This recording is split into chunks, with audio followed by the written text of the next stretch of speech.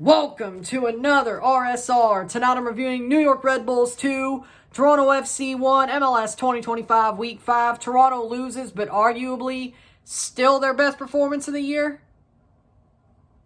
If not second. I'd say second, but that's crazy. 1 point in 5 games. Not the best start to the season, but there is, I wouldn't say hope, but this team can fix things if they have the right manager. I don't know if right now you could say they'd fix things, but if there was somebody with the right ideas, they could fix this. But with that being said, goals are scored as follows. 44th minute, penalty is given to the Red Bulls by VAR. Henry Wingo running on the pitch. Raheem Edwards brings his leg in, so it gets hit. Contacts with Henry Wingo, bad ball control. He dives, Raheem, and they check it. They pull it back. They check it. They give a penalty, which is a horrible decision. Like, that is a horrible, horrible decision. I don't see how it's a penalty, but it is. Emil Forsberg steps up to take it. He sends Sean Johnson the wrong way. 1-0 Red Bulls, 44th minute, off a bullshit penalty. Toronto got robbed. They should have drawn the first half. They really should have drawn the first half. Hell, they should have drawn the game. But in the end, horrible penalty call puts them down at the half. 1-0 halftime. You don't like it because, yeah, Toronto didn't play well in the first half, but the Red Bulls didn't either. It was a very, very boring first half for both teams when it came to this match. And you're like, wow, we could do better. We could do worse. But Toronto, I thought, was solid defensively throughout the first half. Offensively, not so. But the Red Bulls were sort of the same. Solid defensively, not so solid offensively. And you think that Toronto got screwed, and they did. They did. Second half, 70th minute, DeAndre Kerr ties it up. Ball crossed in. A thumping header from DeAndre Kerr. His second goal in 2 games. Well-deserved from DeAndre. If there's anything that's working, it's DeAndre. He probably should have played the whole game. 1-1. Beautiful header from DeAndre Kerr. What a play. Damn, he might be the starting striker. He's hot right now. He might be the guy. I think he should be. Then in the 76th minute, Emil Forsberg just onside as the ball's played through. Toronto kind of gives up on the play. Defensively, a bad mistake from the back line. And Forsberg is just barely onside. He slots it home, 2-1, and that's the way it would end. 2-1 for the Red Bulls. Toronto were up a man for 4 minutes, but of course they can't tie it up because it was only 4 minutes. But it is what it is. Full-time stats, 12 shots to 5, 6 shots on goal to 2, 53% possession to 47% possession, 495 pass to 452, 79% pass accuracy to 74% pass accuracy, 12 fouls to 10, 2 offside to 3, 1 yellow cards to 4, 1 red card to 0, 5 corners to 1. Insigne played this game. He started, and you know what? I don't think he was that bad. He's better at the 10 than Oso. If we don't get Suso or Asadi, you know what? If Lorenzo's going to stay, I'd rather play him at the 10. Because you know what? He wasn't perfect. He wasn't great. But this team actually fought. And he didn't totally just throw a fit, weirdly enough. I think he did learn something with being sat down.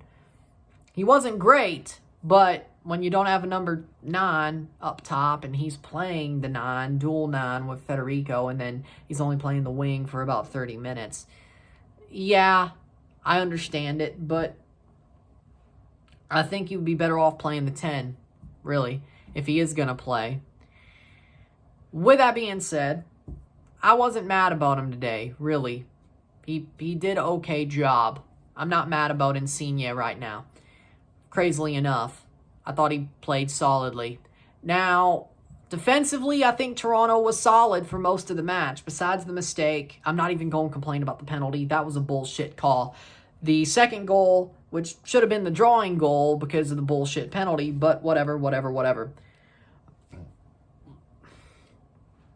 I think it was an okay defensive game. This team doesn't have as much defensive problems as it is offensively. I think a lot of their defensive problems stem from the fact their offense can't create. The offense cannot create. If we had a number 10, if we had a good striker, a consistent striker, and a number 10 to create chances for the front three and score goals himself, whether that was Suso, Insigne, or Asadi, or a return of Pozuelo or Sebajivenko for reasons. If we had a producing offense, I think our defense would be better. There are questions I have of the back line. Kevin Long, I have a little bit of questions over. I don't want to see Sigurd Rosted play ever again. He still sucks. Kevin Long, I think we could do better then. Lorea, I'm worried that he's injury prone, but he wasn't even playing. Wingo is good. I think Gomes is good. I think Monlouis is amazing. I still think he's amazing. Our goalkeepers, I think Sean probably is sort of ruined by the fact our defense has their brain farts, and really because they have to be so perfect, I think that's what causes the brain farts. I don't think they're that bad comparatively. I just think they cause a lot of mistakes, and that's when other teams pounce, especially over the past couple of years. That's when the other teams pounce. You can't give them that much room, and you do. And when you do give them that opening, they're going to make you pay. And that's when things go bad. I've never really seen this defense get hemmed in or run ragged. I don't. I think this team needs a better offense. That's really the bigger thing. You take more pressure off the defense, they're going to play well. The more pressure that's put on the defense, whether keeping it tight so the offense can come back or keeping it tied so the offense can win, the more pressure you put on them, the more they make mistakes. But I don't think it's like the bigger the game is pressure. It's more of the longer the game goes tied, the more we can ruin this. And that's what breaks them. I think there could be players that push this defense forward. Hell, they might even be on the squad already like Stefanovic. But I think offensively, that's the big kahuna to deal with. We need a number 10. We need a consistent striker, or a striker that's consistent because we have a number 10 and the wings to play better. There are things to change, but I think the answers are obvious. And whether they do them or not, that's the problem. But the answers are obvious, I think. So obvious that I'm surprised nobody's figured it out. But, well, besides me. But I don't think the defense is as bad as you think. I think it's more of a mental game because the offense is so bad. Because the offense is so bad. Like, this team isn't bad. Not like a San Jose bad or RSL bad. It's just bad timing. Bad mental state. Bad mistakes. That's the bad part. I don't think this team is that far away, ironically enough. Crazily enough. If they make the right decisions, they fix the offense, the defense mostly fix itself.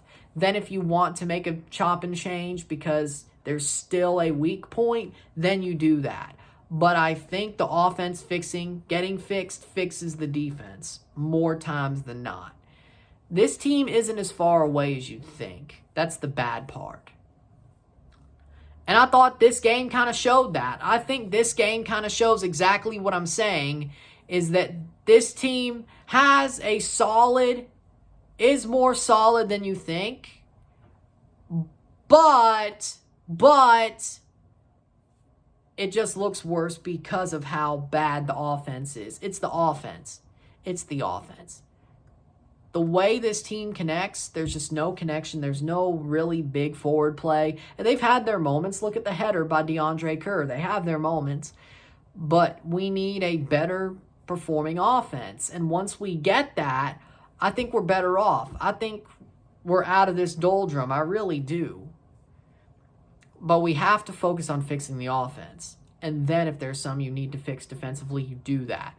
But is this team that bad? No. Are they truly the worst team in the league? No. Well, the offense is horrible, but again, fix that. They would not be the worst team in the league. I think this team is more of the defense is kind of carrying it but also hurting it at the same time because they're doing so much carrying. You know what I'm saying? And that's the problem. Red Bulls, they did their job. They screwed us, but they did their job. Emil Forsberg's man of the match. That's all I could really say. Not much to talk about in this match, but I think this match exactly shows my theory to a certain extent. This team isn't so bad. We need a better offense. We need a more creative offense. We need to create more and score more, and we're probably... And it's not a demolition derby, hey, we scored 5, they scored 4. No, it's like, hey, we scored 3, they scored 1, and we're good. Because our defense was confident. We scored 3. That made the defense confident. They may have scored 1. It's more like that. I don't think it's like we outscore everybody if we fix the offense. It's more, well, it is, sort of. But it's more of the defense has more belief in this team, and they don't screw up as much because the offense scores 2 or 3 goals a game. But again, you need a number 10, whether that's Suso and Insigne actually playing, or Asadi, or something else. And you have a forward line that can connect, and it's less chop and change and chopped up, and they're all on an island together. I think we're better off.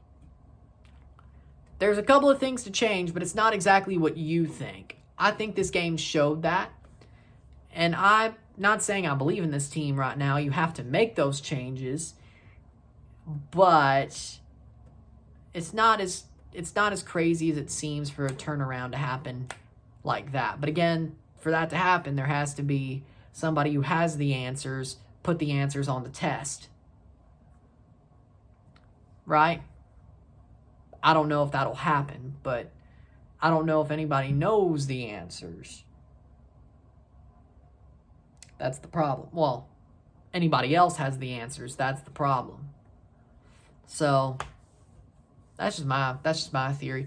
Toronto, they played, honestly, their second best performance of the year, and they still lost. I don't know if that's a low bar to clear, or if that's just the way it is sometimes. I don't know. With that being said, that's really all I could say. If you like this video, like it, share, subscribe. You know what it is. Tell your friends. Hit that like button. Hit that subscribe button. Hit that bell notification once subscribed. Send some chats on the live streams. Comment on this video. Put this in playlist, share with friends and family, all that great stuff. I will see you tomorrow, 5 o'clock Central, 6 Eastern, for a live watch-along, and after the review of the third-place game, the Tariff War, the Nations League third-place game, Canada versus the USA. 8:30, I'll be live for Mexico-Panama. We'll review that as well. 2 lives, 2 reviews tomorrow on Domingo Futbolero, Nations League final day. And on Monday, we'll be off because there's nothing on Monday. But Tuesday, we'll be back for 2 Gold Cup prelims, 2 lives, 1 review. I'll see you then tomorrow. But Sunday and Tuesday will be busy. Monday, not so. But I will see you tomorrow. I'm Ryan, and I'm out. Peace. See you.